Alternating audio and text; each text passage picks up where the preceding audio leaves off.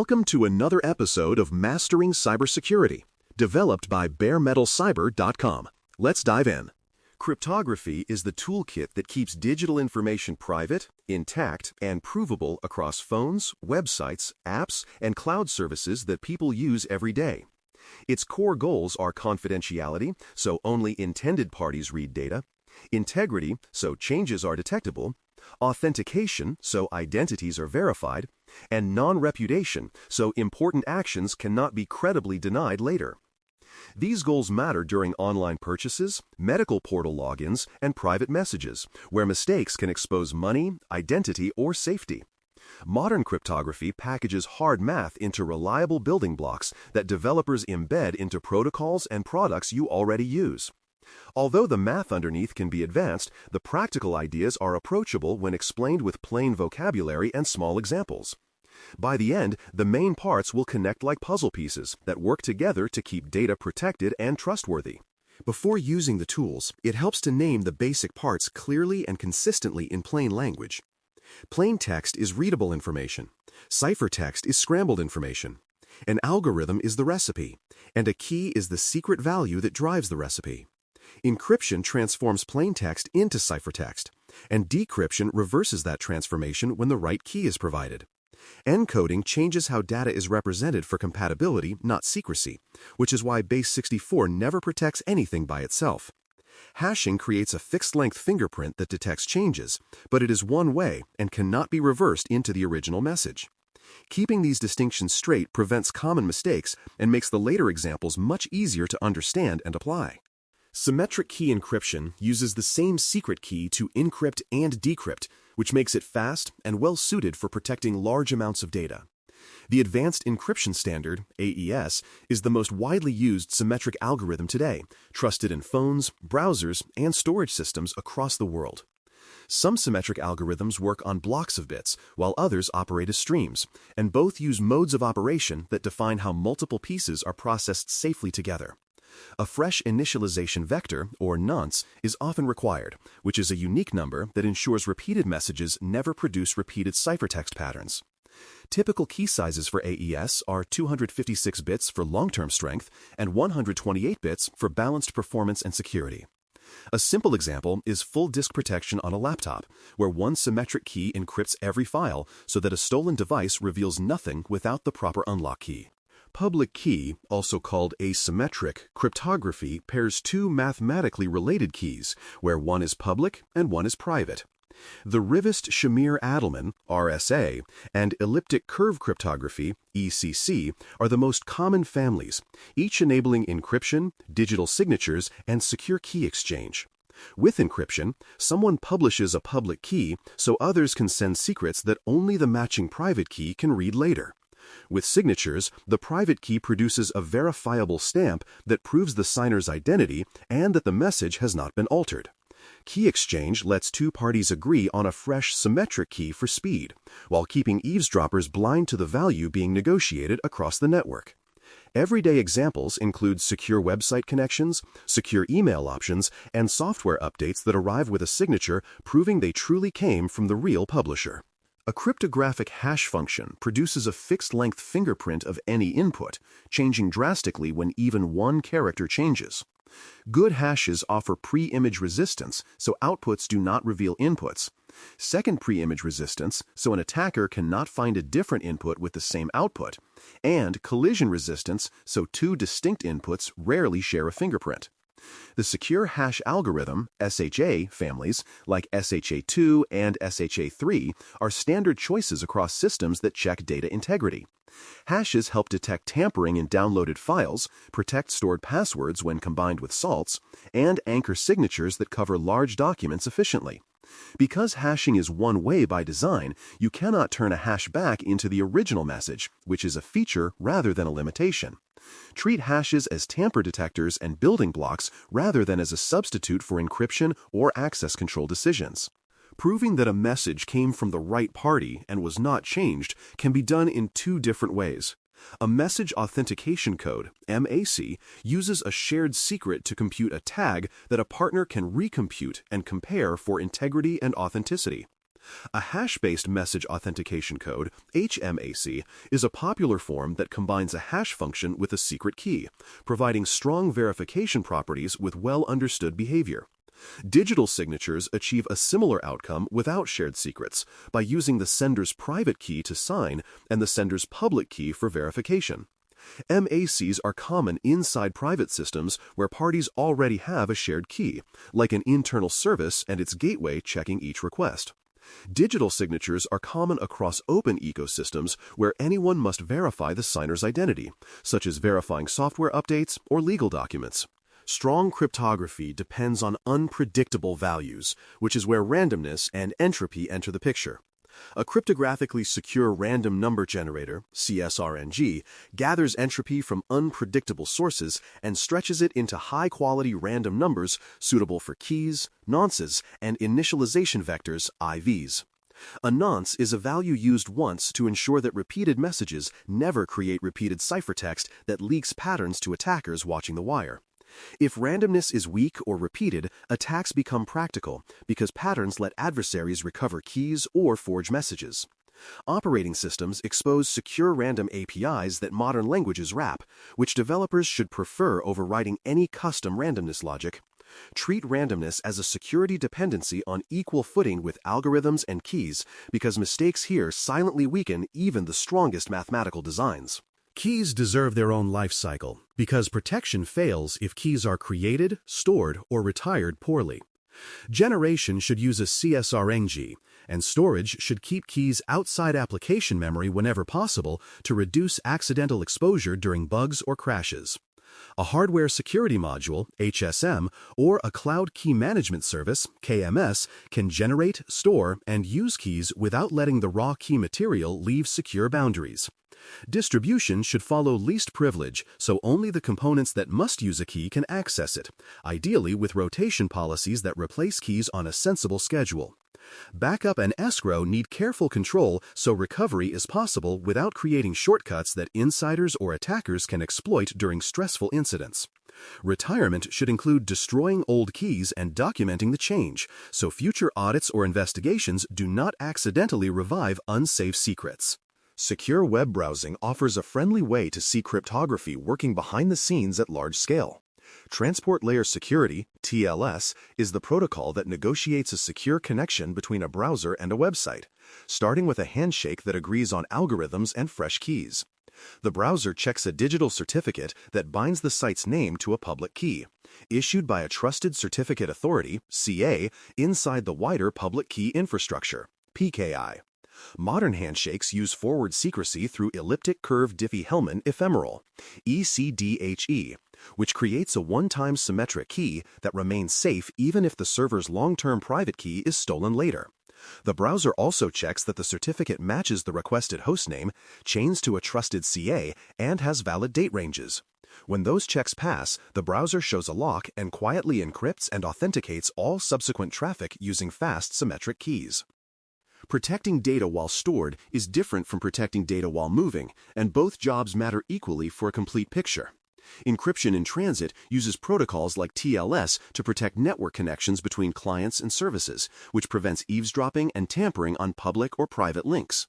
Encryption at rest protects stored data on disks, in databases, and inside backups, which deters theft from lost devices, discarded drives, or unauthorized snapshots. Full disk encryption protects everything on a device, while database or file-level encryption focuses on specific sensitive columns, tables, or documents. Application-level encryption can protect values before they ever reach storage, which keeps administrators from reading data they do not need for their role. Tokenization replaces sensitive values with random tokens and stores the mapping elsewhere, which reduces exposure by keeping real data out of many systems entirely. Even strong primitives can be misused, and many real incidents trace back to configuration errors or outdated choices rather than broken math. Using weak algorithms or tiny keys creates easy targets because computing power improves every year and old ciphers become fragile. Reusing nonces or IVs, choosing the wrong mode of operation, or failing to authenticate data invites padding oracles and similar message tampering attacks. Timing differences and side channels can leak secrets when code paths run faster or slower based on hidden values, which is why constant time libraries exist. Downgrade attacks trick systems into negotiating older, weaker protocols, which is why secure configurations disable obsolete options even when some legacy clients complain. The safest mindset is simple and practical, which is to pick modern defaults, avoid custom designs, and verify behavior with testing rather than hope. The field keeps evolving, and several modern directions are shaping what products we'll use next. Post-quantum cryptography aims to resist future quantum computers, and the National Institute of Standards and Technology, NIST, is standardizing new algorithms for general adoption. During the transition, many systems will perform hybrid key exchange that combines a classical algorithm with a post-quantum candidate, so either failure still leaves the connection protected. Zero-knowledge proofs let someone prove a fact without revealing the underlying secret, which can support privacy-preserving logins or selective disclosures. Fully homomorphic encryption promises computation on encrypted data without decryption, which could enable secure cloud processing when designs become practical for broad workloads. For beginners, the key message is to watch vendors adopt these capabilities inside familiar protocols rather than trying to integrate experimental tools alone. Beginners can make safe progress today by favoring mature components and letting high-level protocols carry most of the complexity. Use established libraries that wrap careful implementations because they default to secure algorithms, modern modes, and strong randomness without extra work. Prefer TLS for connections, prefer platform encryption for storage, and prefer frameworks that manage keys with an HSM or KMS when available. Verify configurations with automated tests or scanners that check protocol versions, cipher choices, and certificate lifetimes so problems surface early. Keep an eye on deprecations from browser vendors and platform maintainers, because those announcements are practical guides to safe defaults rather than academic curiosities. When decisions feel risky or unusual, seek a second opinion from a specialist rather than attempting a custom design that silently creates invisible weaknesses. Everything in cryptography depends on trustworthy building blocks, which is why critical algorithm and library choices deserve attention. The Advanced Encryption Standard, AES, remains the default symmetric cipher for speed and broad hardware support, while elliptic curve choices offer smaller keys for comparable strength in public key settings. The Secure Hash Algorithm, SHA, families handle fingerprints and integrity checks, while HMAC combines a hash with a secret for message authentication where shared secrets make sense.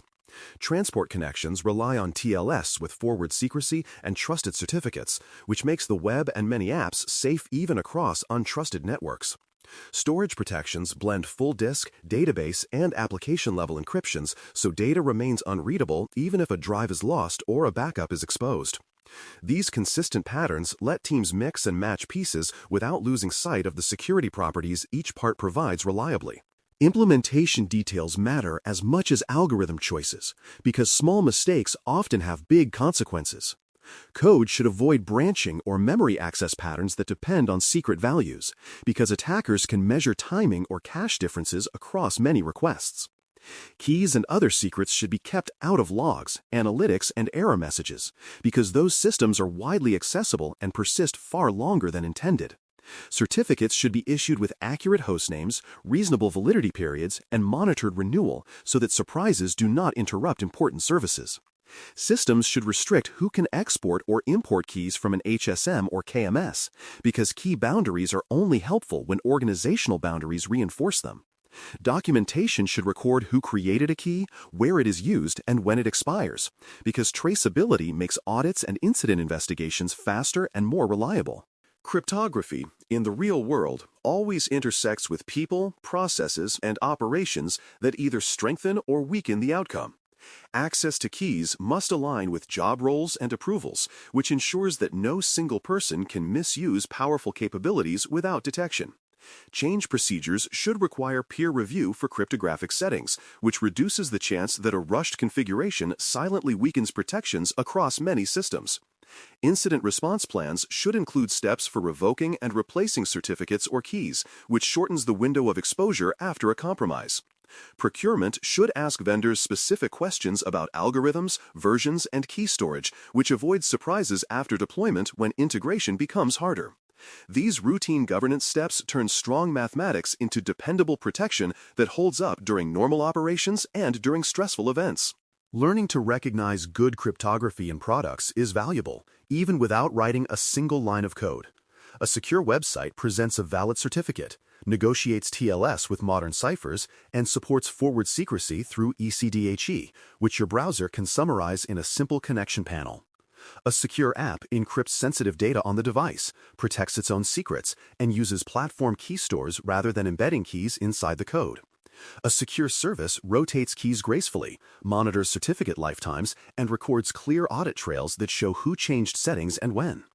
A secure organization trains teams to use proven libraries, limits custom designs, and reviews cryptographic decisions with experienced eyes before pushing changes to production. These visible signals help beginners quickly evaluate whether a product treats cryptography as a first-class responsibility or an afterthought. The safest short list of habits for beginners emphasizes choices that age well without constant tuning. Favor AES for symmetric encryption, SHA families for hashing, HMAC for shared secret message authentication, and ECC for public key tasks where supported. Favor TLS with forward secrecy for connections, favor platform key stores and KMS for key storage, and favor audited libraries over novelty packages. Keep randomness high quality by using the operating system's secure generators rather than custom number tricks.